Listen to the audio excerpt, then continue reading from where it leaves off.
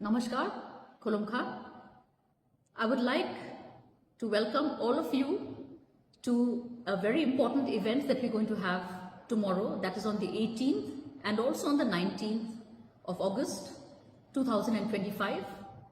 The program will start at 11 a.m. tomorrow and it will go on. It's open to the public. We are going to commemorate and honor our Maharaja, that is Maharaja Bir Bikram of Tripura. It's his 117th birthday. So I would like all of you to come and see this exhibition, which is going to be held at Manikya Enclave.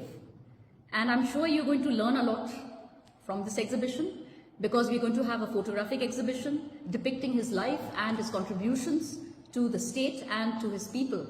Besides that, we have a very important event as well, which is the release of a special postal cover, which will be done for the first time on Maharaja's birthday, and it will be released tomorrow itself by the Postmaster General.